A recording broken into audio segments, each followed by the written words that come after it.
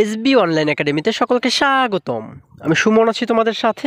ছোট্ট বন্ধুরা, আজকে আমরা পঞ্চম শ্রেণীর 22 পৃষ্ঠার মধ্যে যে অঙ্কগুলো রয়েছে এগুলোকে সবচেয়ে সহজ নিয়মে কিভাবে করে সমাধান করা যায় এই বিষয়টি শিখব। চলো তাহলে শুরু করা যাক। বন্ধুরা, আমরা যদি 22 পৃষ্ঠার একদম উপরে লক্ষ্য করি, এখানে 4.2-এ বলা হয়েছে খোলা বাক্য।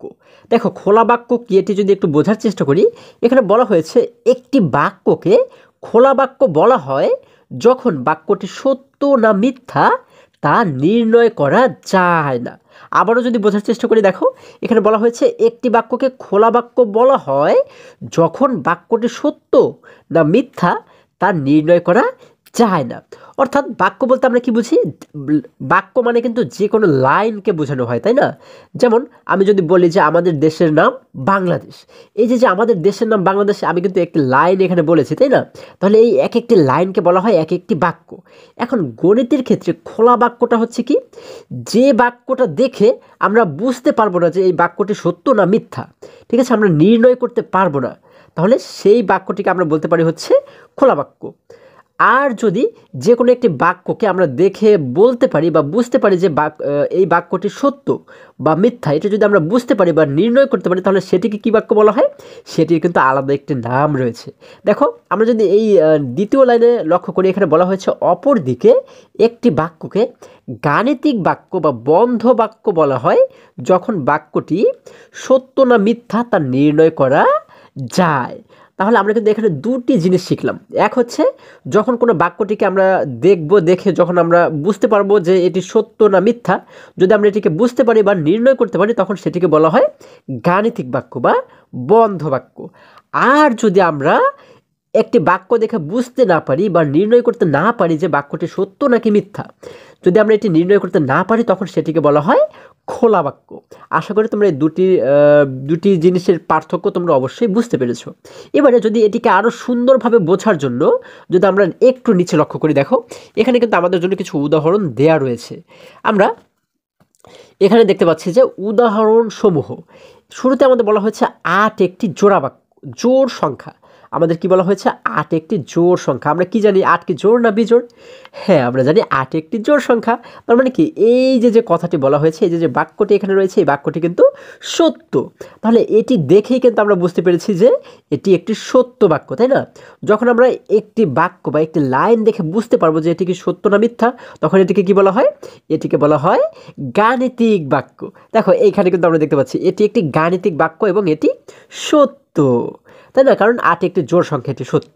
আমরা কিন্তু দেখে এটি নির্ণয় করতে পেরেছি। এবারে যদি একটু নিচে লক্ষ্য করি, এখানে 2 নম্বরে আমরা দেখতে পাচ্ছি দ্বিতীয় লাইনে 9 একটি জোড় সংখ্যা।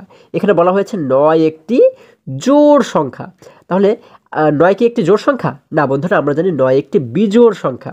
কিন্তু এই যে এখানে যে বলা হয়েছে 9 একটি জোড় সংখ্যা, এটি যদি মিথ্যেও হয়, তারপরে কিন্তু আমরা এই লাইনটি দেখে অথবা এই বাক্যটিকে দেখে কিন্তু আমরা এটিকে নির্ণয় করতে পেরেছি, তাই না? আমরা কিন্তু একবার বাক্যটিকে দেখে বুঝতে পেরেছি যে এই বাক্যটি মিথ্যা। তাহলে আমরা কিন্তু এটি দেখে সত্য মিথ্যা যাচাই করতে পেরেছি। তার মানে হচ্ছে কি, যেটিকে দেখে বা যে বাক্যগুলোকে দেখে সত্য মিথ্যা যাচাই করা যাবে বা নির্ণয় করা যাবে, সেগুলোকে বলা হয় গাণিতিক বাক্য। তার মানে এটি একটি গাণিতিক বাক্য। দেখো এখানে বলা হয়েছে এটি একটি গাণিতিক বাক্য এবং এটি মিথ্যা।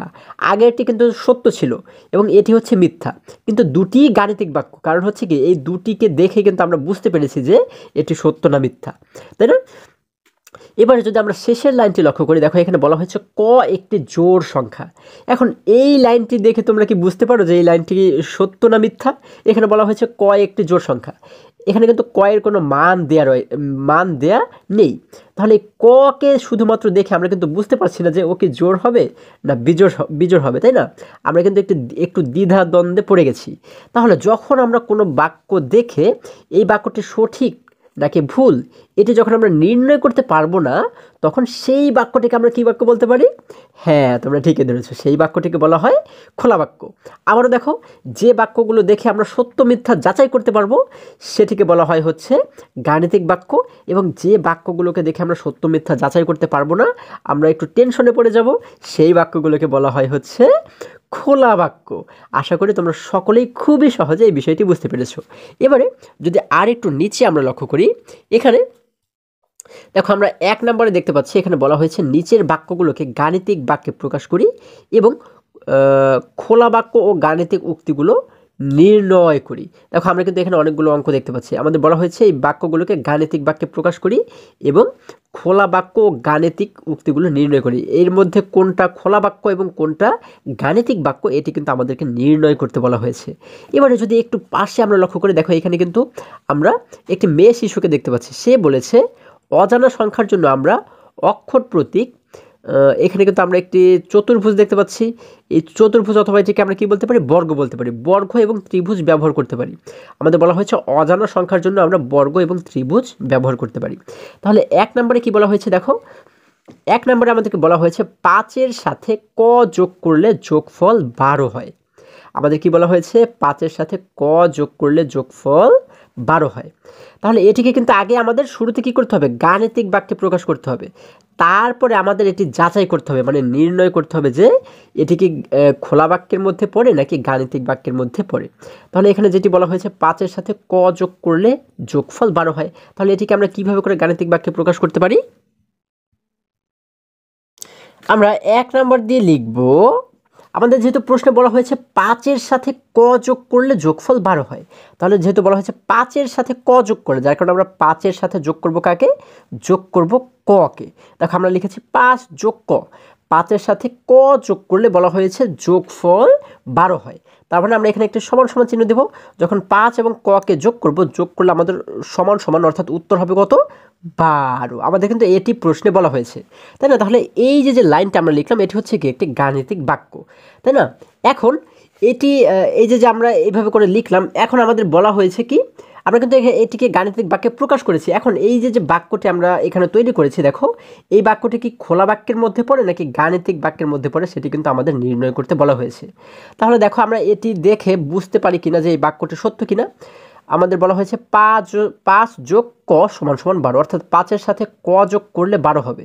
তাহলে আমরা কিন্তু কয়ের মানটা এখানে জানি না, তাই না বন্ধুরা? তাহলে কয়ের যে মানটা হবে সেই মানটা যখন আমরা বের করব, বের করার পরে ৫-এর সাথে এটিকে যোগ করলে কি ১২ হবে কি না হবে সেটিও কিন্তু আমরা জানি না। তাহলে এই বাক্যটি দেখে কিন্তু আমরা এর সত্যতা আমরা কিন্তু নির্ণয় করতে পারছি না, তাই না? আমরা দেখে কিন্তু একবারেই বুঝতে পারছি না যে এটি সত্য হবে নাকি মিথ্যা হবে। যেহেতু আমরা এটিকে নির্ণয় করতে পারছি না, তাহলে এটি কি হবে, এটি কি খোলা বাক্য হবে নাকি গাণিতিক বাক্য হবে? আমরা জানি যে বাক্যটিকে দেখে আমরা বুঝতে পারি না, মানে যাচাই করতে পারি না যে এটি সত্য হবে নাকি মিথ্যে হবে, তাহলে সেই বাক্যটিকে বলা হয় খোলা বাক্য। তার মানে এটিকে দেখে যেহেতু আমরা বুঝতে পারছি না যে এটি সত্য না মিথ্যা, যার কারণে কিন্তু এটি একটি খোলা বাক্য। তাহলে আমরা এখানে কি লিখতে পারি, আমরা লিখতে পারি যখন বাক্যটি, আমরা লিখতে পারি যখন বাক্যটি সত্য না মিথ্যা, সত্য না মিথ্যা তা নির্ণয় করা যায় না। আচ্ছা আমরা এটিকে কি লিখতে পারি, যখন না, আমরা লিখতে পারি হচ্ছে কি এই যখনটাকে বাদ দিয়ে দেবো, আমরা লিখবো বাক্যটি সত্য না মিথ্যা, আমরা লিখবো বাক্যটি সত্য না মিথ্যা তা নির্ণয় করা যায় না, নির্ণয় করা যায় না। আমরা লিখলাম কি বাক্যটি সত্য না মিথ্যা তা নির্ণয় করা যায় না। সুতরাং এটি কি বাক্য, সুতরাং এটি খোলা বাক্য। আমরা লিখব সুতরাং এটি খোলা বাক্য, সুতরাং এটি খোলা বাক্য। তাহলে কিন্তু আমাদের এই ১ নম্বর অঙ্কটিকে সমাধান করা হয়ে গেল। আমরা কি লিখলাম, বাক্যটি সত্য না মিথ্যা তা নির্ণয় করা যায় না, সুতরাং এটি খোলা বাক্য। খুবই সহজ কিন্তু বন্ধুরা। এবারে দেখো যদি আমরা ২ নম্বর প্রশ্নটিকে লক্ষ্য করি, বন্ধুরা আমাদেরকে ২ নম্বরে বলা হয়েছে ৩কে ৪ দিয়ে গুণ করলে গুণফল ১২ হয়। আমাদের বলা হয়েছে ৩কে ৪ দিয়ে গুণ করলে গুণফল ১২ হয়। তাহলে আমরা ২ নম্বর দিয়ে কি লিখব, আমরা কিন্তু এবারে ২ নম্বর দিয়ে লিখব হচ্ছে, দেখো আমরা ২ নম্বর দিয়ে লিখব, আমাদের যেহেতু বলা হয়েছে ৩কে ৪ দ্বারা গুণ করলে গুণফল ১২ হয়, অর্থাৎ 3কে যখন আমরা গুণ করব 4 দ্বারা, অর্থাৎ 3কে 4 দ্বারা গুণ করলে গুণফল হয় কত, 12। আমরা এখানে লিখলাম 3 গুণ 4 সমান সমান 12। তাহলে 3 এবং 4কে গুণ করলে কি 12 হয়? আমরা জানি 3 এবং 4কে গুণ করলে হয় 3 12। তার মানে আমরা কিন্তু একবারে দেখেই বুঝতে পারছি যে এই বাক্যটি সঠিক, তাই না? তার মানে আমরা কিন্তু এটিকে দেখেই এর এর সত্যতা বা এটি কি সত্য না মিথ্যা এটি কিন্তু আমরা নির্ণয় করতে পেরেছি বা যাচাই করতে পেরেছি। যখন কোনো বাক্যকে দেখে এর সত্যতা যাচাই করা যাবে বা এটি সত্য না মিথ্যা এটি যাচাই করা যায় বা নির্ণয় করা যায়, তখন সেটিকে কী বাক্য বলা হয়? সেটিকে বলা হয় গাণিতিক বাক্য। তার মানে এটি কিন্তু একটি গাণিতিক বাক্য। তাহলে এটিকে আমরা কি লিখতে পারি? আমরা লিখতে পারি বাক্যটি ঠিক আগে যে কথাটি লিখেছিলাম আমরা সেই কথাটিকেই একটু অন্যভাবে লিখব, তাই না? আমরা লিখব বাক্যটি সত্য না মিথ্যা, সত্য না মিথ্যা তা যাচাই করা বা নির্ণয় করা যায়, তা নির্ণয় তা নির্ণয় করা যায়, তা নির্ণয় করা যায়। সুতরাং যদি একটি বাক্যকে দেখে এটি সত্য না মিথ্যা এটি যদি নির্ণয় করা যায় তাহলে এটিকে কি বাক্য বলা হয়? এটিকে বলা হয় গাণিতিক বাক্য, তাই না? তাহলে আমরা লিখব সুতরাং এটি এটি কি বাক্য? এটি হচ্ছে গাণিতিক বাক্য, এটি গাণিতিক বাক্য। দেখো আমরা কিন্তু খুব সহজে এই অঙ্কটিকেও সমাধান করে ফেললাম। এই অঙ্কগুলো যদি তোমরা বুঝতে পারো তাহলে কিন্তু খুবই সহজে এবং খুবই মজায় মজায় তোমরা এই অঙ্কগুলোকে সমাধান করতে পারবে। এবারে যদি আমরা পরবর্তী অঙ্কে চলে যাই, বন্ধুরা আমরা 3 নম্বরে দেখতে পাচ্ছি, এখানে 3 নম্বরে বলা হয়েছে 26কে 4 দিয়ে ভাগ করলে ভাগফল 5 হয়। তাহলে আমরা এটিকে আগে একটু বোর্ডে একটি বাক্য হিসেবে যদি তৈরি করি, দেখো বলা হয়েছে 26কে 4 দিয়ে ভাগ করলে ভাগফল 5 হয়। তাহলে আমরা লিখব 26 ভাগ 4, তাই না? যেহেতু বলা হয়েছে 26কে 4 দিয়ে ভাগ করলে, তার মানে আমরা 3 নম্বর দিয়ে লিখব 26 ভাগ 4, অর্থাৎ 26কে 4 দিয়ে ভাগ করলে ভাগফল কত হয় বলা হয়েছে? ভাগফল 5 হয়। তাহলে আমরা এখানে সমান সমান দিয়ে লিখব 5, তাহলে উত্তরের ঘরে লিখবো আমরা 5, অর্থাৎ 26কে 4 দিয়ে ভাগ করলে ভাগফল হয় 5। আমরা কিন্তু এটিকে একটি বাক্য তৈরি করলাম। এখন দেখো তো এই বাক্যটি দেখে আমরা কি এর সত্যতাকে যাচাই করতে পারছি কিনা, মানে আমরা কি বুঝতে পারছি কিনা যে এই অঙ্কটি সত্য না মিথ্যা? 26কে যখন আমরা 4 দিয়ে ভাগ করলাম, ভাগ করলে কি উত্তর 5 হয়? দেখো তো আমরা যদি 4-এর ঘরের নামটা পড়ি, যে 4-এর ঘরের নামটা পড়লে 26 আমরা পাই কিনা? আমরা জানি যে 4 একে 4, 4 দুগুণ 8, 3 4 12, 4 4 16, 4 5 20, 4 5 20, 4 6 24, 4 7 28, তাই না? কিন্তু দেখো আমরা দেখতে পাচ্ছি যে 4-এর ঘরের নামটায় কোথাও কিন্তু 26 নেই, অর্থাৎ 26কে যদি আমরা 4 দ্বারা ভাগ করি তাহলে কিন্তু 5 হয় না, তাই না? এই দেখো এই অঙ্কটি কিন্তু একটি মিথ্যা অঙ্ক, তাই না? কিন্তু আমরা কিন্তু এটি দেখেই বুঝতে পেরেছি যে এটি একটি মিথ্যা অঙ্ক। তার মানে যে অঙ্কের বা যে বাক্যের সত্যতা আমরা যখন এই বাক্যটিকে দেখেই বুঝতে পারবো, মানে একটি অঙ্ক দেখে যখন আমরা বুঝতে পারবো যে এই অঙ্কটি সত্য না মিথ্যা, তখন কিন্তু এটিকে বলা হয়, এটিকে কি বলা হয়? তখন এটিকে বলা হয় হচ্ছে গাণিতিক বাক্য। আর যদি এটি আমরা যাচাই করতে না পারি তখন বলা হয় এটিকে খোলা বাক্য। যেহেতু আমরা এটিকে যাচাই করতে পেরেছি যে এটি একটি মিথ্যা অঙ্ক, তার মানে কিন্তু এটিকে আমরা কি বলতে পারি? এটি একটি গাণিতিক বাক্য। আমরা লিখব বাক্যটি, আমরা একই কথাই কিন্তু বারবার লিখবো, তাই না? খুবই সহজ কিন্তু। দেখো বাক্যটি সত্য না মিথ্যা, সত্য না মিথ্যা যাচাই করা যায় বা নির্ণয় করা যায়, নির্ণয় করা যায়। আচ্ছা, যদি নির্ণয় করা যায় তাহলে এটিকে কি বাক্য বলা হয়? এটিকে বলা হয় হচ্ছে গাণিতিক বাক্য, তাই না? তাহলে আমরা লিখব সুতরাং এটি হচ্ছে কি বাক্য? সুতরাং এটি গাণিতিক বাক্য, এটি গাণিতিক বাক্য। আশা করি তোমরা সকলেই এই অঙ্কটিও খুবই সহজে বুঝতে পেরেছো। এবারে যদি আমরা পরবর্তী অঙ্কে চলে যাই, দেখো বন্ধুরা এখানে 4 নম্বরে বলা হয়েছে, আমরা এখানে দেখতে পাচ্ছি বর্গ এবং ত্রিভুজ যোগ করলে যোগফল 10 হয়। আমাদের বলা হয়েছে বর্গ এবং ত্রিভুজ যোগ করলে যোগফল 10 হয়। তাহলে আমরা এটিকে কীভাবে করে লিখব? আমরা 4 নাম্বার দিয়ে লিখব বর্গ, আমাদের যেহেতু বলা হয়েছে বর্গ এবং ত্রিভুজ যোগ করলে, তার মানে বর্গের পর আমরা একটি যোগ দিব, যোগ দিয়ে এখানে আমরা কি লিখব? আমরা একটি ত্রিভুজ কিন্তু এখানে এঁকে দিব। বর্গ এবং ত্রিভুজ যোগ করলে যোগফল কত হয়? আমাদের বলা হয়েছে যোগফল 10 হয়। তার মানে সমান সমান দিয়ে আমরা লিখে দেব 10, বর্গ যোগ ত্রিভুজ সমান সমান 10। তাহলে এই বাক্যটি সঠিক মানে সত্য না মিথ্যা আমরা কি এটি দেখে বুঝতে পারছি? দেখো এই যে বর্গের মান কত হবে এবং ত্রিভুজের মান কত হবে তা কিন্তু আমরা জানি না। তার মানে এটি দেখে কিন্তু আমরা বুঝতে পারছি না যে বর্গ এবং ত্রিভুজ যোগ করলে 10 হবে কিনা। এখানে 10 হতেও পারে নাও হতে পারে, আমরা কিন্তু সঠিক জানি না, তাই না? তাহলে আমরা যখন একটি বাক্যকে দেখে এটি সত্য না মিথ্যা এটি যখন আমরা না জানতে পারবো, না নির্ণয় করতে পারবো, তখন এটিকে কি বাক্য বলা হয়? এটিকে তখন বলা হয় খোলা বাক্য। তাহলে আমরা কি লিখতে পারি? বাক্যটি সত্য না মিথ্যা, সত্য না মিথ্যা তা নির্ণয় করা,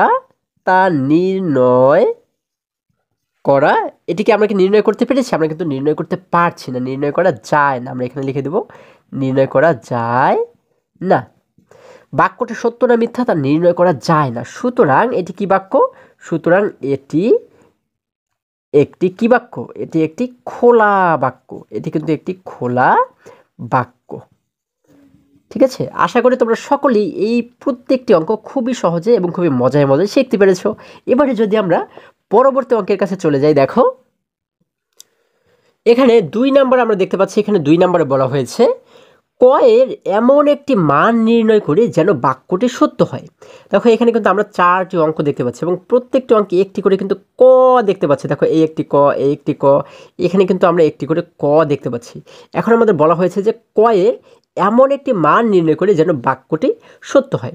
এই যে বাক্যটি দেওয়া রয়েছে, এই বাক্যটিতে আমাদের যে ক রয়েছে, ক এর এমন একটি মান আমাদের নির্ণয় করতে বলা হয়েছে যেন সেই মানটি এখানে বসলে এই যে বাক্যটি, এই বাক্যটি সত্য হয়। মানে এই পুরো কাজ করলে কয়ের যে মানটা আমরা পাবো, এই কয়ের মানের সাথে যদি আমরা এখানে 5কে যোগ করি, এখানে যেহেতু যোগ 5 রয়েছে, কয়ের মানের সাথে যদি 5কে যোগ করি, যোগ করলে যেন 10 হয়। অর্থাৎ এই কয়ের এমন একটি মান আমাদের নির্ণয় করতে বলা হয়েছে যেন এই বাক্যটি, মানে প্রত্যেকটি বাক্য সত্য হয়। বন্ধুরা এই অঙ্কগুলোও কিন্তু খুবই সহজ। তোমরা যদি একটু মনোযোগ দিয়ে বোঝার চেষ্টা করো তাহলে এগুলো তোমরা কিন্তু খুবই সহজেই শিখতে পারবে। দেখো আমরা যদি 1 নম্বর অঙ্কটাকে একটু সমাধান করার চেষ্টা করি, আমরা দেখতে পাচ্ছি 1 নম্বরে বলা হয়েছে ক যোগ 5 সমান সমান 10। বন্ধুরা যে সমস্ত অঙ্কের ক্ষেত্রে এই সমান সমান চিহ্নটাকে আমরা অঙ্কের ভিতরে দেখতে পাবো, সেই অঙ্কগুলোকে যখন আমরা সমাধান করব তখন কিন্তু শুরুতে আমরা একটি বা দিয়ে তারপরে শুরু করব। ঠিক আছে, আমরা একটি লাইন শুরু করতে গেলে আমরা সেখানে বা দিয়ে শুরু করব। ঠিক আছে, যেহেতু এখানে মাঝখানে সমান রয়েছে যার কারণে আমরা এখানে বা দিয়ে শুরু করলাম। এখন দেখো এখানে যেহেতু কয়ের মান আমাদের বের করতে বলা হয়েছে, এই জন্য আমরা কি করব, এই সমান সমানের যে কোনো এক পাশে ককে আমরা রাখবো এবং কয়ের সাথে যে সংখ্যাগুলো থাকবে সেগুলোকে কিন্তু আমরা অন্য পাশে পাঠিয়ে দিব। ঠিক আছে, এখানে কিন্তু আমাদের 2টি পাশ রয়েছে। এই দেখো সমান সমানের এই পাশে একটি পাশ এবং এদিকে কিন্তু আমরা আরও একটি পাশ দেখতে পাচ্ছি। ঠিক আছে, তাহলে সমান সমানের এক পাশে শুধুমাত্র আমরা ককে রাখবো এবং কয়ের সাথে যে সংখ্যাগুলো থাকবে সেগুলোকে কিন্তু আমরা উল্টো সাইডে পাঠিয়ে দেব। যেমন এখানে কয়ের সাথে কিন্তু 5 রয়েছে, 5কে কিন্তু আমরা উল্টো সাইডে পাঠিয়ে দেব। ঠিক আছে, এবং যখন একটি সংখ্যা তার সাইড পরিবর্তন করবে, মানে উল্টো সাইডে চলে যাবে, তখন কিন্তু সে যদি যোগ থাকে ওই পাশে গিয়ে বিয়োগ হয়ে যাবে, যেহেতু সে তার বিপরীত সাইডে চলে যাবে, যার কারণে কিন্তু তার চিহ্নটাও পরিবর্তন হয়ে যাবে। যদি তার আগে যোগ থাকে তাহলে ওই পাশে গিয়ে সে বিয়োগ হয়ে যাবে, যদি বিয়োগ থাকে তাহলে যোগ হয়ে যাবে, যদি গুণ থাকে তাহলে ভাগ হয়ে যাবে, যদি ভাগ থাকে তাহলে গুণ হয়ে যাবে। ঠিক আছে, তাহলে কিন্তু আশা করি তোমরা সকলেই বুঝতে পেরেছো। এবারে দেখো যদি আমরা শুধুমাত্র ককে এই পাশে রাখি এবং এই 5কে যদি আমরা এই উল্টো সাইডে পাঠিয়ে দিই, তাহলে দেখো 5-এর এই পাশে রয়েছে কি, 5 কিন্তু এখানে যোগ আকারে রয়েছে, তাই না? কয়ের সাথে কিন্তু যোগ আকারে রয়েছে, যেহেতু যোগ আকারে রয়েছে তার মানে ওই পাশে গিয়ে কি হয়ে যাবে, হ্যাঁ ওই পাশে গিয়ে কিন্তু সে বিয়োগ হয়ে যাবে। তাহলে আমরা এই পাশে শুধুমাত্র ককে রাখবো, আমরা লিখবো ক। এবারে এখানে সমান সমান যেহেতু রয়েছে আমরা এখানে সমান সমান দিব। তারপরে দেখো সমান সমানের পাশে যে 10 রয়েছে, 10কে আমরা ঠিক একই রকমভাবে রেখে দিব। এবারে এই যে 5 রয়েছে, এই 5কে আমরা কি করব বলেছি, এই পাশে নিয়ে আসবো, তাই না? সমান সমানের এই পাশে নিয়ে আসবো। যেহেতু 5 এখানে যোগ আকারে আছে, কয়ের সাথে যোগ আকারে আছে, এই জন্য এই পাশে এসে ও হয়ে যাবে বিয়োগ। এখানে আমরা 10-এর পরে লিখবো বিয়োগ 5। আচ্ছা, এবারে দেখো এখন কিন্তু আমাদের বলা হয়েছে ক সমান সমান 10 বিয়োগ 5। তার মানে আমরা নিচের লাইনে এবারে যেহেতু এসে আমরা কয়ের মানটাকে পেয়ে যাব, যার কারণে আমরা এখানে লিখবো সুতরাং ক সমান সমান, দেখো এখানে বলা হয়েছে কি 10 বিয়োগ 5, অর্থাৎ 10 থেকে যদি আমরা 5কে বিয়োগ করে দিই, আমরা জানি 10 থেকে 5 চলে গেলে থাকে 5। আমরা কিন্তু কয়ের মান পেয়ে গেছি 5। ক সমান সমান 5 অর্থ হচ্ছে কয়ের মান 5। আচ্ছা, এবারে দেখে তো আমাদের এই উত্তরটি সঠিক হয়েছে কিনা। আমরা কয়ের জায়গাতে যদি 5কে বসাই, দেখে আমাদের এইটির সমান উত্তর হয় কিনা, মানে এই বাক্যটি সত্য হয় কিনা। আচ্ছা, কয়ের মান যেহেতু 5 পেয়েছি, তাহলে এই কয়ের জায়গায় আমরা ধরে নিচ্ছি 5। এখানে রয়েছে 5 যোগ 5, তাহলে 5 এবং 5 যোগ করলে হয়ে যায় 10। তার মানে কিন্তু আমাদের এই বাক্যটি সত্য। কয়ের মান হচ্ছে কত, 5। আমরা উত্তর দিয়ে লিখব হচ্ছে ক সমান সমান 5। দেখো খুবই সহজ কিন্তু। এবারে যদি আমরা খ নাম্বার অঙ্কটি লক্ষ্য করি, এখানে বলা হয়েছে 48 বিয়োগ ক সমান সমান 23। দেখো আগের বারে আমাদের ক ছিল কিন্তু শুরুতে, কিন্তু এবারে আমাদের ক রয়েছে এইখানে মাঝখানে রয়েছে, তাই না? আমাদের ক যেখানেই থাকুক না কেন আমরা কি করব, ককে যে কোনো একটি পাশে নিয়ে যাব। আচ্ছা, ক যদি একদম শুরুতে থাকে তাহলে ককে আমরা এই বা পাশে রাখবো, আর যদি ক মাঝে থাকে তখন ককে আমরা অন্য পাশে পাঠিয়ে দেব। ঠিক আছে? আচ্ছা, যেহেতু ক এখন মাঝে রয়েছে যার কারণে আমরা এই ককে এই পাশে পাঠিয়ে দেবো, এবং এই যে 23 রয়েছে 23কে আমরা এই সাইডে নিয়ে আসবো। তাহলে আমরা কি করব, আমরা শুরুতে একটি বা দেবো, যেহেতু মাঝখানে সমান সমান রয়েছে আমরা জানি এই জন্য বা দিয়ে শুরু করতে হয়, আমরা দিলাম বা। এবারে এখানে যে 48 রয়েছে আমরা 48কে একই রকমভাবে রেখে দিলাম। এখানে তারপরে কি করবো, আমরা কিন্তু একটি আমরা কিন্তু এবারে এই 23কে আমরা বলেছি সমান সমানের এই পাশে নিয়ে আসবো, তাই না? তার মানে এই কয়ের জায়গাতে কিন্তু আমরা 23কে নিয়ে আসবো। এখানে 23 কিন্তু কি আকারে রয়েছে, যোগ আকারে না বিয়োগ আকারে না গুণ না ভাগ। যেহেতু 23-এর সামনে কিছু নেই, যখন কিছু না থাকবে তখন কিন্তু আমরা সেটিকে যোগ ধরে নিতে পারি।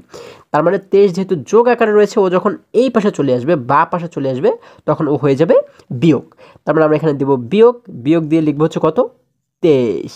দেখো আমাদের কিন্তু 23কে আনা হয়ে গেছে। এবার আমরা কি করব, ককে আমরা সমান সমানের এই পাশে নিয়ে আসবো। তাহলে এই যে সমান সমান আমরা সমান সমানকে এখানে দিয়ে দিলাম। এবারে ককে আমরা এই পাশে নিয়ে আসবো, ক এখানে কি আকারে আছে, বিয়োগ আকারে আছে। তার মানে ও যখন এই পাশে চলে আসবে, ডান পাশে চলে আসবে, তখন ও হয়ে যাবে কি, বিয়োগের বিপরীত কি, যোগ, তাই না? তাহলে ও হয়ে যাবে কিন্তু যোগ।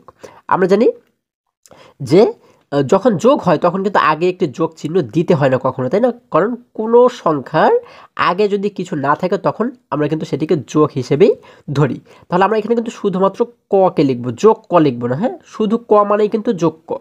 এবারে দেখো এখানে বলা হয়েছে 48 বিয়োগ 23। তাহলে আমরা কি করব, একটি বা দিব। যত সময় পর্যন্ত না আমরা কয়ের মান পাচ্ছি তত সময় পর্যন্ত কিন্তু আমরা বা দেব যোগ, এবং যে লাইনে গিয়ে আমরা কয়ের মান পেয়ে যাব সেই লাইনে গিয়ে কিন্তু আমরা একটি সুতরাং দেবো। যেমন এখানে কয়ের মান পেয়েছি এই লাইনে এসে, এই জন্য আমরা এখানে এসে একটি সুতরাং দিয়েছি। ঠিক আছে? এখন কিন্তু আমরা দিলাম বা। এবার 48 থেকে যদি 23কে আমরা বিয়োগ করি, 8 থেকে 3কে যদি বিয়োগ করি, 8 থেকে 3 চলে গেলে থাকে হচ্ছে 5, আমরা লিখে দিলাম 5। এবারে 4 থেকে 2 চলে গেলে থাকে হচ্ছে 2, আমরা লিখে দিলাম 2। তাহলে এখানে আমরা পাচ্ছি 25 সমান সমান ক।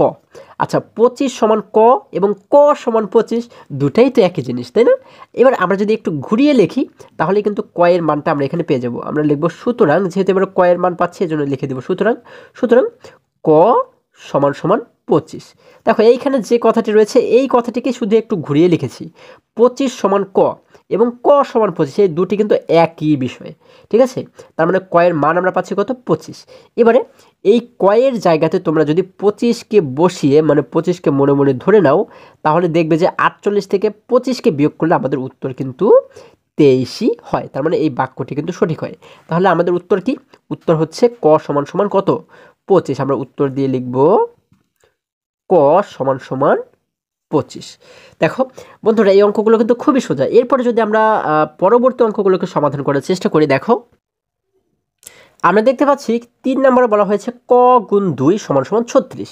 আমরা কি করব, ককে শুধুমাত্র এই পাশে রাখবো এবং এই 2কে আমরা কিন্তু ওই পাশে পাঠিয়ে দিব, তাই না বন্ধুরা? তাহলে আমরা লিখব বা ক সমান সমান, দেখো আমরা এই পাশে যেহেতু সমান সমানের পরে যেহেতু দেখতে পাচ্ছি 36, আমরা এখানে লিখে দেবো 36।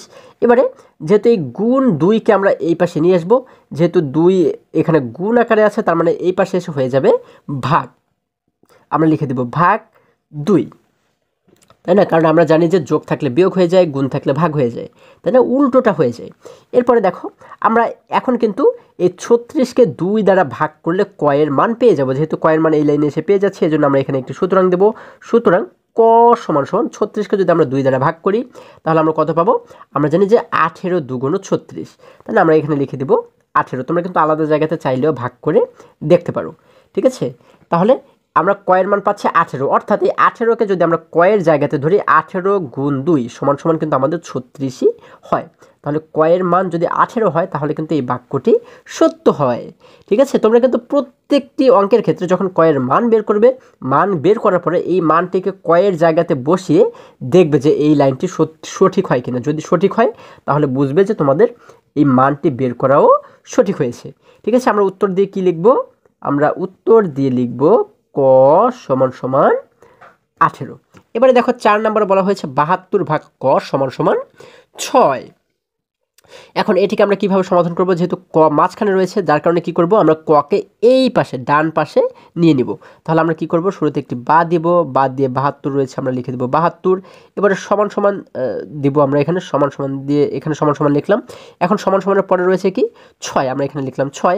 এবারে এই ককে যেহেতু আমরা এই পাশে নিয়ে আসবো, ক এই পাশে আছে কি আকারে, এই পাশে আছে কিন্তু ভাগ আকারে, তার মানে এই পাশে যখন চলে আসবে তখন এই ভাগটা হয়ে যাবে কি গুণ হয়ে যাবে। আমরা লিখে দেব গুণ ক। এবারে দেখো আমরা এখানে আরও একটি বা দেব, কারণ আমরা এই লাইনে এসে কিন্তু ক এর মান পাচ্ছি না, তাই না, যার কারণে এখানে কিন্তু আমরা বা দেব। এখন আমরা দেখতে পাচ্ছি যে এই পাশে যখন আমরা ককে আনলাম তখন কিন্তু এই পাশেও দুটি সংখ্যাই এখন হয়ে গেল 6 গুণ ক। তাহলে এই যে 6, এই 6 কিন্তু এখানে কি আকারে আছে, গুণ আকারে আছে, তাই না, ক এর সাথেও গুণ আকারে আছে। যখন ওকে আমরা এই পাশে নিয়ে আসবো, কারণ আমরা জানি যে শুধুমাত্র ককে কিন্তু আমরা এক সাইডে রাখবো, তাই না, সমান সমানের এক পাশে রাখবো, এই কয়ের সাথে কিন্তু আর কিছু থাকতে পারবে না। তাহলে এখানে যে 6 রয়েছে, 6কে যখন এই পাশে নিয়ে আসবো, ও যেহেতু এখানে গুণ আকারে আছে তার মানে এই পাশে অর্থাৎ বা সাইডে চলে আসলে ও হয়ে যাবে ভাগ। গুণের বিপরীত কি ভাগ। তার মানে দেখো আমরা এখানে 72 রয়েছে, আমরা লিখে দেবো 72। এরপরে কি করব, গুণ আকারে যেহেতু ও ছিল এই জন্য আমরা এখানে লিখে দেবো ভাগ। ভাগ কত 6। আমরা কিন্তু এই 6কে বা পাশে নিয়ে এসেছি। এবারে একটা সমান সমান দিয়ে আমরা কি করব, এইখানে শুধুমাত্র লিখব ক, কারণ এই 6কে কিন্তু আমরা এই পাশে নিয়ে এসেছি, এই পাশে থাকে শুধুমাত্র ক। এবারে দেখো আমরা আরও একটি বা যদি দেই, 72কে এবার আমাদের ভাগ করতে বলা হয়েছে 6 দ্বারা। আমরা যদি 6 দ্বারা 72কে ভাগ করি, দেখো আমরা চাইলে কিন্তু আলাদা জায়গাতে ভাগ করেও দেখতে পারি। 6 দ্বারা 72কে ভাগ করলে আমরা দেখতে পাচ্ছি 6 দ্বারা 7কে কয়বার ভাগ যায়, 6 দ্বারা 7কে কিন্তু একবার ভাগ যায়। আমরা জানি 6 একে 6। এবারে 7 থেকে 6 বিয়োগ করে থাকে 1, এই পাশে থাকে 2, এই 2কে যদি আমরা সরাসরি নিচে নামিয়ে আনি হয়ে যায় 12। 6এর সাথে 2কে গুণ করলে হয়ে যায় 6 দুগুণ 12। তাহলে আমাদের উত্তর হচ্ছে কত, 12। আমরা এই 72কে 6 দ্বারা ভাগ করে উত্তর পাচ্ছি 12। 12 সমান সমান ক। আচ্ছা, এই 12 সমান ক এবং ক সমান 12 দুটি কিন্তু একই বিষয়, তাই না। তাহলে আমরা এবার সুতরাং দিয়ে কী লিখবো, সুতরাং এই কথাটিকে কিন্তু আমরা একটু ঘুরিয়ে লিখব, ক সমান সমান 12। অর্থাৎ আমরা ক এর মান পেয়েছি 12। অর্থাৎ এই কয়ের জায়গাতে যদি আমরা 12কে বসাই, 72 ভাগ 12, 72কে যখন আমরা 12 দ্বারা ভাগ করব তখন আমাদের উত্তর হবে কিন্তু 6। ঠিক আছে, আশা করি তোমরা সকলে এই অঙ্কটি খুব সহজে বুঝতে পেরেছো। এবারে যদি আমরা পরবর্তী অঙ্কে চলে যাই, বন্ধুরা এখানে একদম নিচে 1 নম্বরে আমাদেরকে বলা হয়েছে নিচের খোলা বাক্যগুলোর অজানা মানগুলো বের করো যেন বাক্যগুলো সত্য হয়। এখানে যে খোলা বাক্যগুলো আমরা দেখতে পাচ্ছি, এই খোলা বাক্যগুলোর অজানা যে মানগুলো রয়েছে এগুলো আমাদের বের করতে বলা হয়েছে, এমনভাবে বের করতে বলা হয়েছে যেন বাক্যগুলো সত্য হয়। দেখো 1 নম্বরে যদি আমরা লক্ষ্য করি, এখানে 1 নম্বরে বলা হয়েছে একটি ত্রিভুজের ক সংখ্যক বাহু আছে। আচ্ছা, আমাদের বলা হয়েছে একটি ত্রিভুজের ক সংখ্যক বাহু আছে। তাহলে এটিকে আমরা কিভাবে করে বের করতে পারি? আমরা জানি যে একটি ত্রিভুজের কতটি বাহু থাকে, আমরা জানি একটি ত্রিভুজের কিন্তু 3টি বাহু থাকে, তাই না বন্ধুরা। তাহলে আমাদের বলা হয়েছে একটি ত্রিভুজের ক সংখ্যক বাহু আছে। তাহলে ক এর যে মান, এই মানটিকে আমরা কিভাবে বের করতে পারি? ক এর মান হচ্ছে কত হবে, ক এর মান হচ্ছে কত, যেহেতু একটি ত্রিভুজের 3টি বাহু থাকে তার মানে কিন্তু ক এর মান 3। আমরা 1 নম্বর দিয়ে কি লিখবো, আমরা 1 নাম্বার দিয়ে লিখবো হচ্ছে ক সমান সমান 3। যেহেতু আমাদের একটি ত্রিভুজের কথা বলা হয়েছে যে একটি ত্রিভুজের ক সংখ্যক বাহু আছে, তার মানে আমরা জানি যে একটি ত্রিভুজের কিন্তু 3টি বাহু থাকে, তার মানে হচ্ছে ক এর মান হচ্ছে 3। এবারে দেখো 2 নম্বরে যদি আমরা লক্ষ্য করি, 2 নম্বরে আমাদেরকে কি বলা হয়েছে, এখানে 2 নম্বরে আমাদেরকে বলা হয়েছে একটি বর্গের খ সংখ্যক কোণ আছে, তাই না। আমরা জানি যে একটি বর্গ কীরকম থাকে, বর্গ কিন্তু থাকে এরকম, তাই না, বর্গের 4টি বাহু কিন্তু সমান থাকে। এখন আমাদের বলা হয়েছে একটি বর্গের খ সংখ্যক কি আছে, খ সংখ্যক কোণ আছে, এই একটি কোণ, এই একটি কোণ, এই একটি কোণ, এই একটি কোণ। তাহলে এখানে মোট কতটি কোণ রয়েছে, যে কয়টি কোণ রয়েছে ক্ষয়ের মান কিন্তু সেই কয়টি সংখ্যা হবে। ঠিক আছে, যেহেতু আমাদের বলা হয়েছে একটি বর্গের খ সংখ্যক কোণ আছে, তাহলে কয়টি কোণ রয়েছে দেখো তো, একটি কোণ, 2টি কোণ, 3টি কোণ, 4টি কোণ। তার মানে ক্ষয়ের মান হচ্ছে কি, আমরা লিখব খ সমান সমান কত, ক্ষয়ের মান হচ্ছে 4। দেখো খুবই সহজ কিন্তু। এবারে যদি আমরা 3 নম্বর অঙ্কটিকে লক্ষ্য করি, দেখো এখানে 3 নম্বরে আমাদেরকে বলা হয়েছে ক টাকা দ্রব্য কিনে 100 টাকা দিয়ে 45 টাকা ফেরত নেওয়া হলো। কি বলা হয়েছে? ক টাকার দ্রব্য আমরা কিনেছি। এই কয়ের মান কিন্তু আমরা জানি না, তাই না? বলা হয়েছে আমরা ক টাকার দ্রব্য কিনেছি। দ্রব্য কিনে আমরা 100 টাকা দোকানদারকে দিয়েছি, ঠিক আছে? এবং দোকানদার আমাদের কত টাকা ফেরত দিলেন? দোকানদার কিন্তু আমাদের 45 টাকা ফেরত দিলেন। তাহলে এটিকে আমরা কিভাবে করে লিখতে পারি? আমরা প্রথমে লিখবো হচ্ছে ক। ক লিখে, যেহেতু ক টাকার দ্রব্য আমরা কিনেছি, ক লিখে আমরা এই ক থেকে যেহেতু আমরা কী করব, 100 টাকা আমরা দোকানদারকে দিয়েছি, তাই না? তাহলে সরি, আমার এখানে একটু ভুল হয়েছে। আমরা কিন্তু 100 টাকা থেকে এই কে আমরা বিয়োগ করে দেব, কারণ 100 টাকা দোকানদারকে আমরা যখন দিয়েছি, দোকানদার কি করলো, আমরা যে কয় টাকার কেনাকাটা করেছি সেই কয় টাকা কিন্তু সে রেখে দিল, তাই না? এবং কত টাকার কেনাকাটা করেছি? ক টাকার দ্রব্য কিন্তু আমরা কিনেছি। তাহলে এই 100 টাকা থেকে আমরা বিয়োগ করে দেব কে। যখন 100 থেকে কে আমরা বিয়োগ করে দেব, তখন দোকানদার আমাদের কত টাকা ফেরত দিলেন? 45 টাকা। তার মানে 100 থেকে কে বিয়োগ করলে আমরা কিন্তু উত্তর পাবো হচ্ছে 45, তাই না? মানে সমান সমান দিয়ে লিখবো 45। তার মানে আমরা 3 নাম্বার দিয়ে কি লিখতে পারি? আমরা লিখবো হচ্ছে 100 বিয়োগ ক। যেহেতু 100 টাকা আমরা দোকানদারকে দিয়েছিলাম, এই 100 টাকা থেকে আমরা কি করেছি, যে কয় টাকার কেনাকাটা করেছি, যেহেতু ক টাকার কেনাকাটা আমরা করেছি, দোকানদার কি করলো, 100 টাকা থেকে ক টাকাকে কেটে রেখে দিল, তিনি তার কাছে রেখে দিলেন, যার কারণে 100 থেকে কিন্তু এই ক টাকা বিয়োগ হয়ে গেল।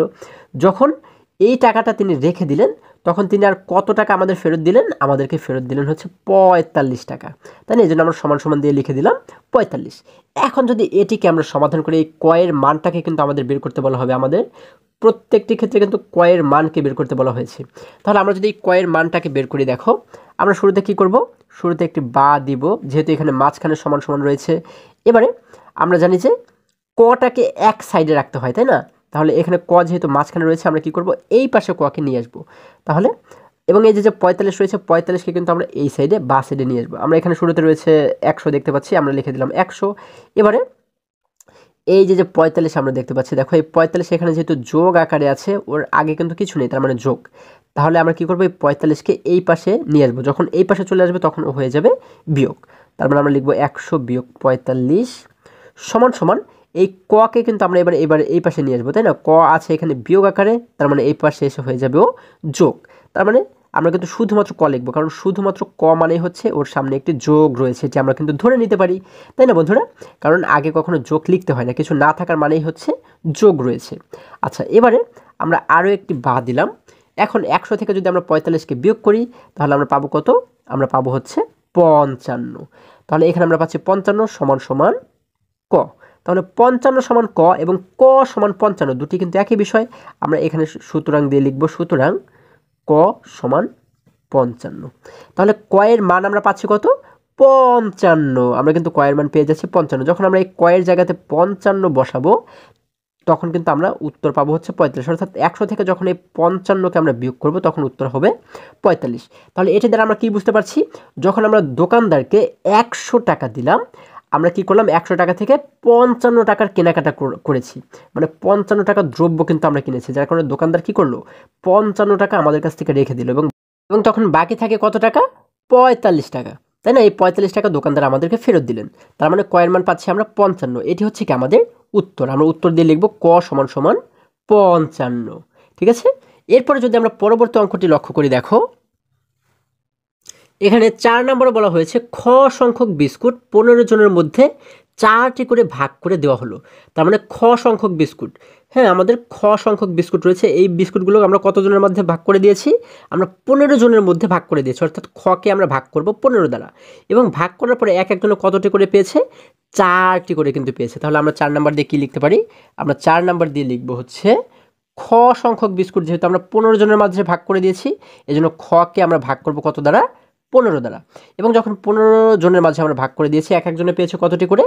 4টি, যার কারণে আমরা সমান সমান দিয়ে লিখব 4। এখন কিন্তু ক্ষয়ের মান আমাদের বের করতে বলা হয়েছে। আমরা ক্ষয়ের মান কিভাবে করে বের করব? আমরা শুধুমাত্র খকে এখানে রাখবো এবং বাকি সংখ্যাগুলোকে ওই পাশে পাঠিয়ে দেব, তাই না? তাহলে আমরা এখানে লিখব খ সমান সমান, এই সমান সমান আমরা এখানে লিখে দিলাম। এবারে এই পাশে যেহেতু রয়েছে 4, আমরা লিখে দিলাম 4। এখন দেখো এই যে 15কে আমরা এই পাশে নিয়ে আসবো। 15 রয়েছে এখানে কি আকারে? ভাগ আকারে, এই পাশে এসে হয়ে যাবে ও গুণ। তাহলে আমরা লিখব গুণ 15। তাহলে দেখো আমরা এবারে লিখব সুতরাং খ সমান সমান 4কে যদি 15 দ্বারা আমরা গুণ করি তাহলে হয়ে যায় 4 15 60। তার মানে খ সংখ্যক বিস্কুট অর্থাৎ এই 60টি বিস্কুট যখন 15 জনের মাঝে ভাগ করে দেওয়া হলো তখন এক একজনে 4টি করে বিস্কুট পেল। আমাদের উত্তর হচ্ছে খ সমান 60। এটি কিন্তু আমাদের উত্তর। বন্ধুরা আজকে আমাদের এই পর্যন্তই। আশা করি আজকের প্রত্যেকটি অঙ্ক তোমরা খুবই সহজে এবং খুবই সুন্দরভাবে বুঝতে পেরেছো। আবারও দেখা হবে পরবর্তী ভিডিওতে। আর হ্যাঁ, তোমরা যদি আমার চ্যানেলে নতুন হয়ে থাকো তাহলে এখনই চ্যানেলটি সাবস্ক্রাইব করে পাশে থাকো, যেন আমার যে কোনো ভিডিও আপলোড করার সাথে সাথে খুব সহজেই তোমরা সেটি পেতে পারো। এবং পঞ্চম শ্রেণীর যে কোনো পৃষ্ঠার সমাধান দেখতে এই সোজা যে লিঙ্কটি দেখতে পাচ্ছ এই লিঙ্কে প্রবেশ করে যে কোনো মুহূর্তে যে কোনো পৃষ্ঠার সমাধান দেখে নিতে পারো। সকলে ভালো থাকো, সুস্থ সবল থাকো, এই কামনা করে শেষ করছি। ধন্যবাদ সকলকে।